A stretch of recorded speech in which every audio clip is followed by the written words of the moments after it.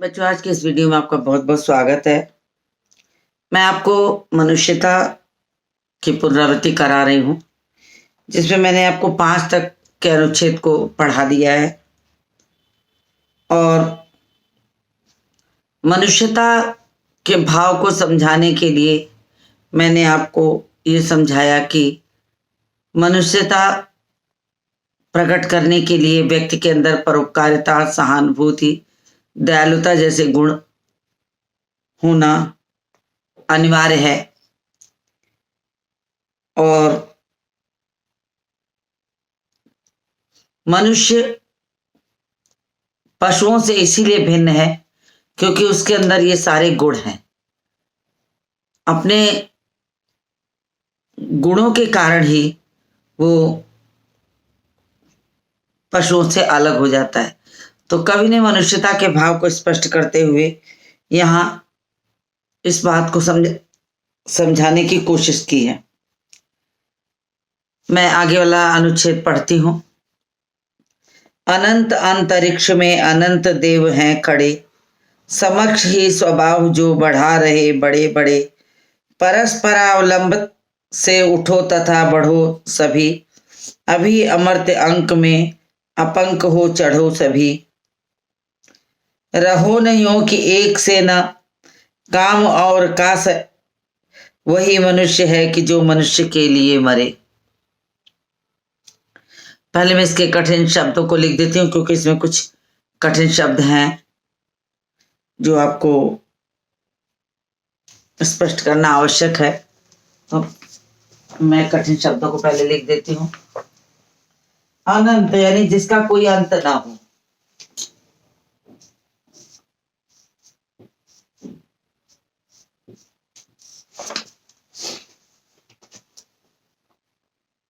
अनंत जिसको असीम भी कह सकते हैं, या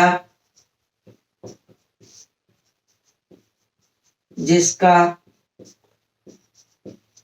अंत न हो।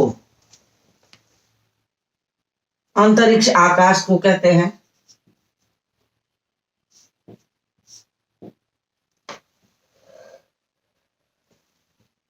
अंतरिक्ष यानी आकाश,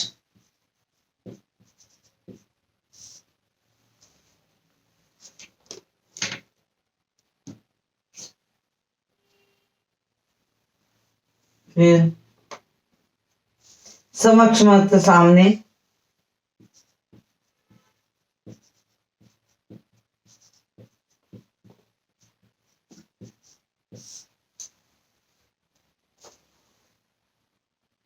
परस्परावलंब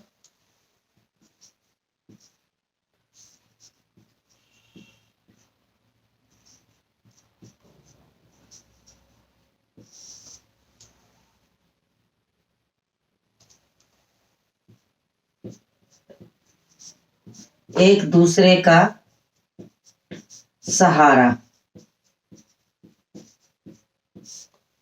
इसमें 2 शब्द हैं, परस्पर और अवलंब। परस्पर मतलब एक दूसरे का, अवलंब मतलब सहारा। तो एक दूसरे का सहारा।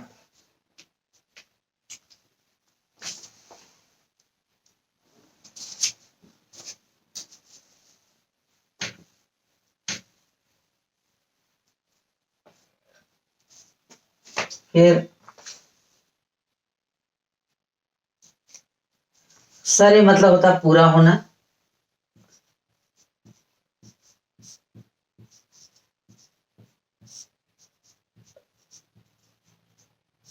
पूरा होना। और अपंक मतलब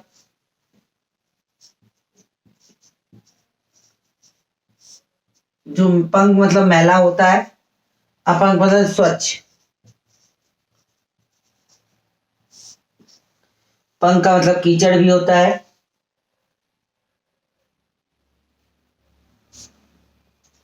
तो कुछ कठिन शब्दों को मैंने लिख दिया।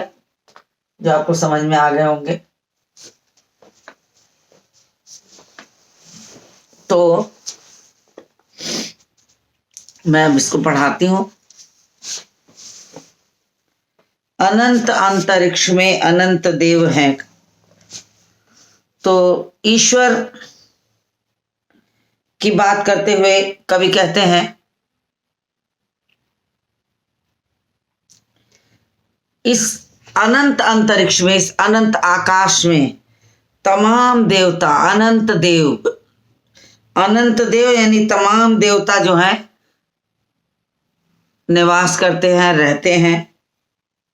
और जो समक्षी स्वभाव जो बढ़ा रहे बड़े बड़े, जो हमारे सामने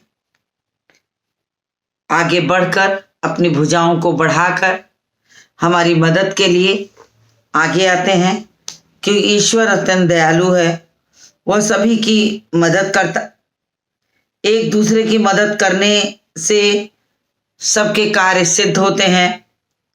मिलजुल कर काम करने का संदेश देते हुए कवि कहता है कि हे मनुष्य, कोई भी काम करना कठिन नहीं है।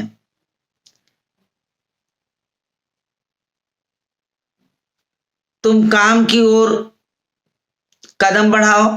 अंतरिक्ष में अनंत देवता खड़े हैं जो तुम्हारे काम को सहयोग देकर पूरा कराएंगे। यानी कहने का मतलब, हम लोग कहते हैं कि भगवान का नाम लेके काम शुरू करो, अर्थात ईश्वर को साक्षी मानकर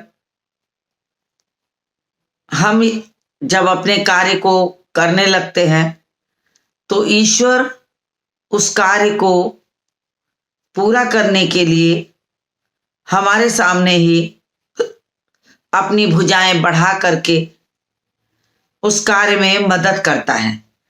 तो कह रहे हैं अनंत अंतरिक्ष में अनंत देव हैं खड़े। इस अनंत आकाश में अनंत देवता हैं जो हमारी मदद के लिए निरंतर खड़े रहते हैं, निरंतर हमारी मदद के लिए आगे आते हैं। समक्ष ही स्वभाव जो बढ़ा रहे बड़े बड़े, जो हमारे सामने खड़े होकर अपनी भुजाओं को बढ़ाते हुए कार्य कर रहे हैं। परस्पर अवलंब से उठो। संसार में रहना है, संसार में यदि सफल सिद्ध होना है तो एक दूसरे का सहारा बनो। परस्पर अवलंब से यानी एक दूसरे का सहारा बनते हुए जब हम कार्य को करते हैं तो वो कार्य अवश्य सफल सिद्ध होता है। परस्पर अवलंब से उठो तथा बढ़ो सभी। एक दूसरे की मदद करते हुए, एक दूसरे का सहारा बनते हुए जब हम कार्य को करने चलते हैं तो किसी का कोई भी कार्य रुकता नहीं है। हम जिस काम को करने चलते हैं उसे पूरा करने के लिए ईश्वर हमारी मदद करते हैं। दयालु हैं, दीन बंधु हैं, वे अपने हाथ को बढ़ा करके हमारी मदद के लिए आगे आ जाते हैं। कहते हैं कि अभी अमर्त्य अंक में अपंक हो चढ़ो सभी। अभी अमर्त्य अंक में, अमर्त्य अंक मतलब होता है देवताओं की गोदी। का शब्द कठिन था लेकिन लिखने में छूट गया है, मैं इसको लिख देती हूं। अमर्त्य अंक,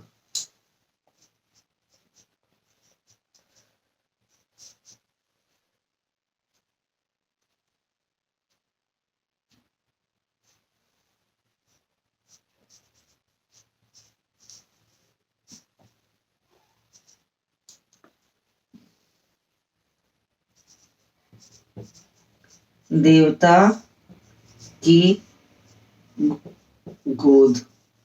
अंक मतलब होता है गोद। अमर्त्य मतलब जो कभी मरे ना।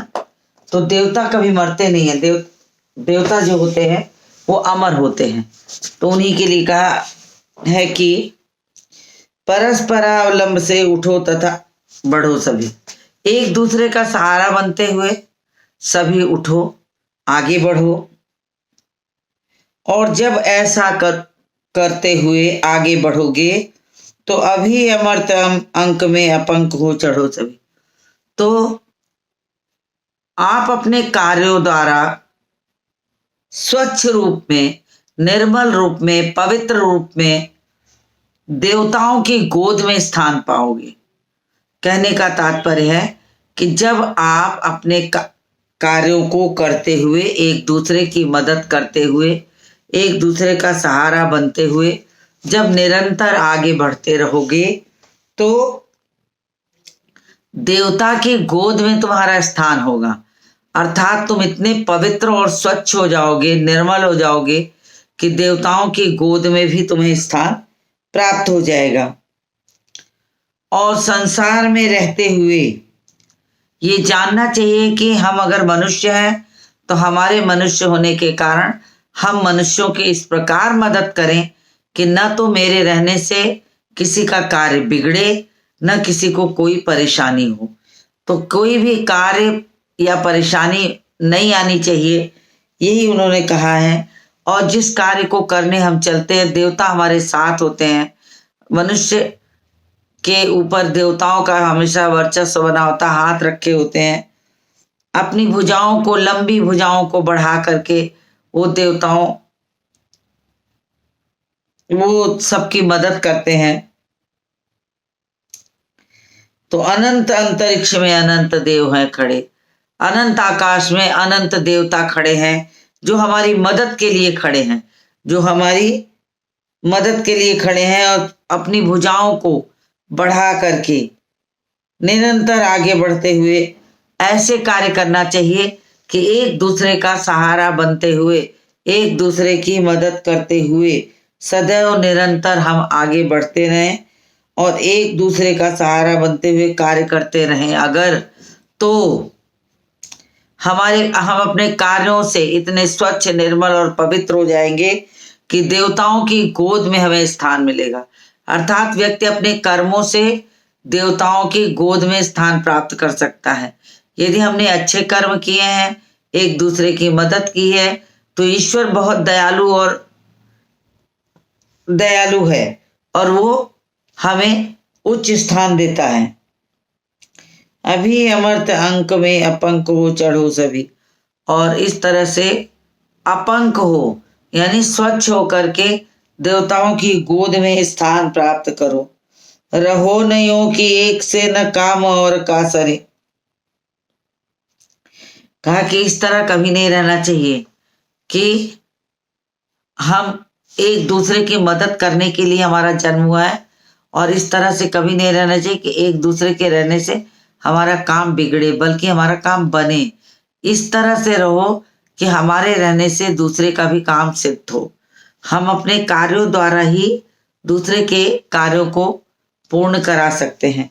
तो हम ऐसे हमें काम करना चाहिए कि हम अपने कार्यों से दूसरों की मदद करें, दूसरों का कार्य पूर्ण हो, उसके कार्य में किसी प्रकार की बाधा ना आए, उसे किसी प्रकार की तकलीफ ना हो। वही मनुष्य है कि जो मनुष्य के लिए मरे। संसार में वही मनुष्य कहलाने योग्य है जो मनुष्य के लिए अपने प्राणों को न्यौछावर कर चलता है। अर्थात कहने का क्या तात्पर्य है कि यदि हम सत्कर्म करते हैं तो उन सत्कर्मों के माध्यम से देवता हमें अपनी गोद में स्थान देते हैं। और वो सत्कर्म कौन से हैं? वो सत्कर्म है ईश्वर की को स्पष्ट रूप से मानकर उनकी एक दूसरे की मदद करना, एक दूसरे की का साथ देना, एक दूसरे को हर कठिनाइयों से उबारना। तो परस्पर अवलंब से एक दूसरे का सहारा बन करके निरंतर आगे बढ़ते रहने से हमारा कोई भी काम कभी पिछड़ नहीं सकता, कोई भी काम कभी दूर नहीं हो सकता।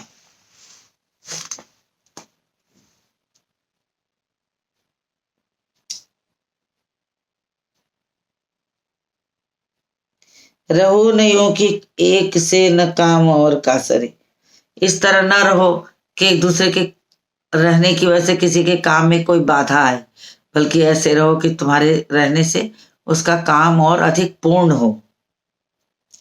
वही मनुष्य है कि जो मनुष्य के लिए मरे।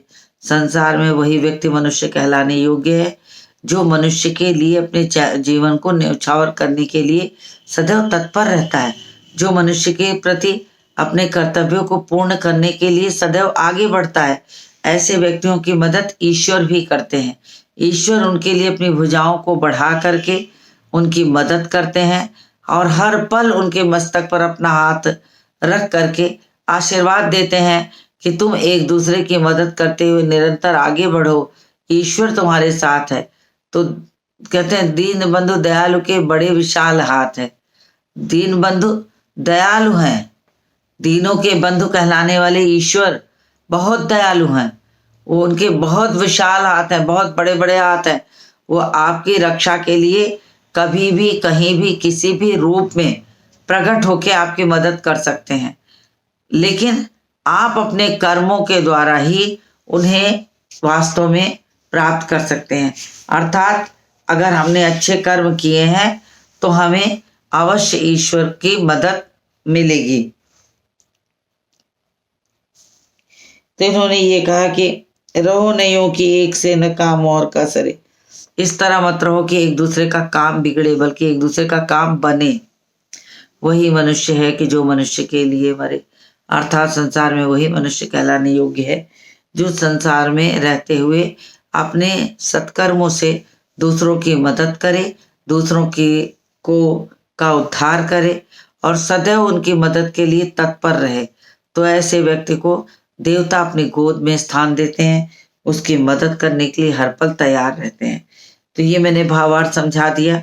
अब मैं आपको इसका विशेष सौंदर्य भी बताऊंगी।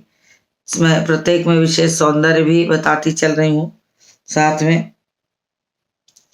तो मैं पहले इसको रब कर दूं बोर्ड को, फिर आपको बताती हूँ।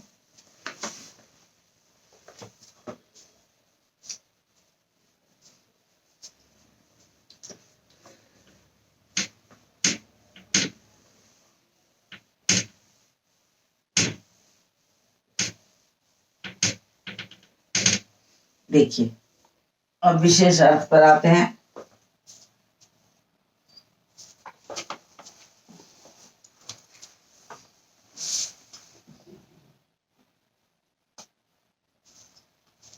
सबसे पहला क्या है विशेष अर्थ कि यहाँ पर कवि ने परस्पर एक दूसरे की मदद करते हुए परोपकार करने की प्रेरणा दी है। यहाँ पर कवि ने परस्पर एक दूसरे की मदद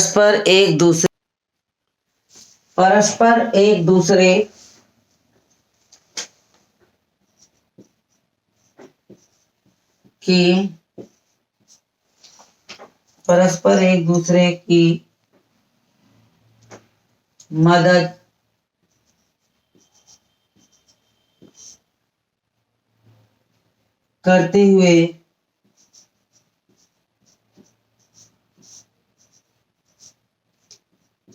हुए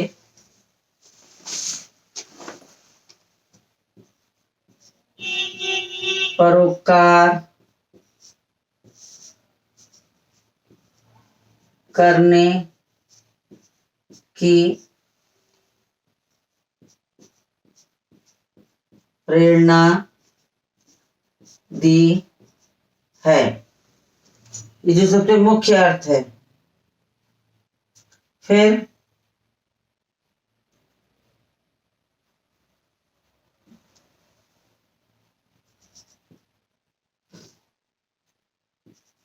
अपने कर्मों द्वारा ही व्यक्ति देवता की गोद में भी स्थान प्राप्त कर सकता है।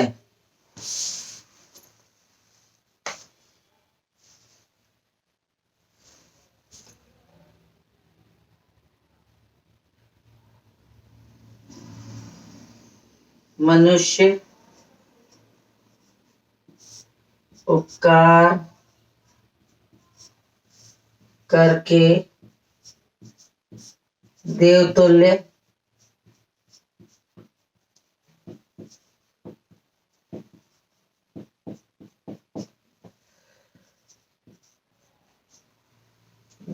बन जाता है। तीसरा,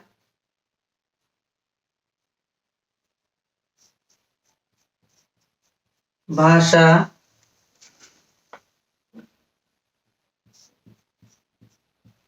तत्सम शब्दावली युक्त खड़ी बोली।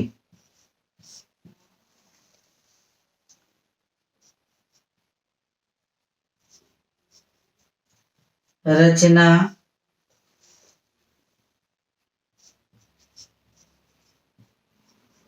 तुकांत शैली में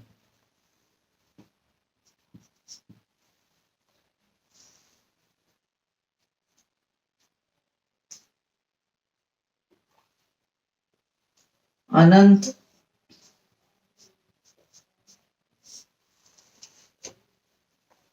के दो अर्थ यहाँ हो सकते हैं, जैसे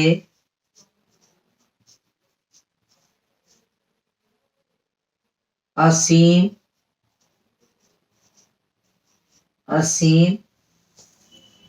और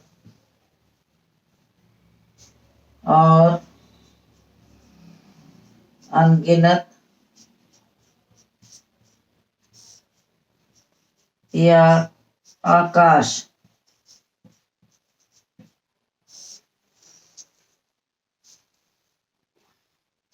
जिसके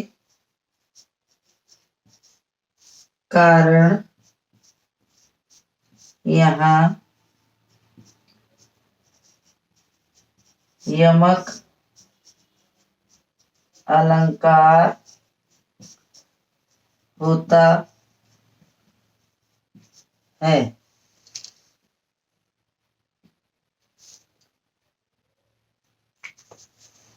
अनंत के बहुत सारे अर्थ होते हैं, उसको स्पष्ट करने के लिए मैंने इसको यहाँ पर इस तरह लिखा। आप इसको स्क्रीनशॉट ले लीजिए। अभी आपको नीचे दिखाई देगा, एक लाइन और लिख दूं। बड़े बड़े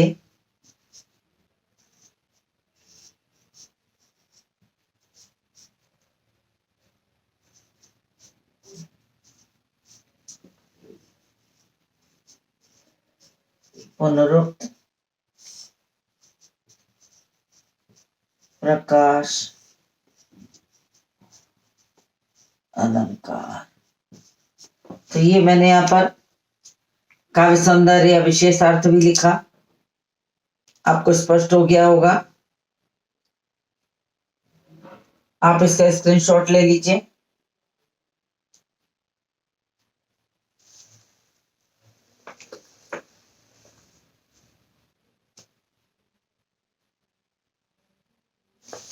तो स्क्रीनशॉट आपने ले लिया होगा। तो मेरा कहने का तात्पर्य ये हुआ कि मनुष्य अपने कर्मों से ही चाहे जैसा नाम कर ले, स्थान बना ले, देवता तुल्य हो सकता है, देवता की गोद में स्थान प्राप्त कर सकता है। लेकिन यदि मनुष्य होने का फर्ज वो निभाना जानता है और सबकी एक दूसरे के साथ मिलकर मदद करता है, तभी ये संभव है। तो व्यक्ति को अपने कर्मों के अनुसार ही कार्य करते हुए अपने लिए स्थान, क्योंकि ईश्वर तो बहुत दयालु है, ईश्वर बहुत दयालु है, इसके हाथ अनंत हैं, इसका रूप अनंत है, ये हर तरह से लोगों की मदद करता है।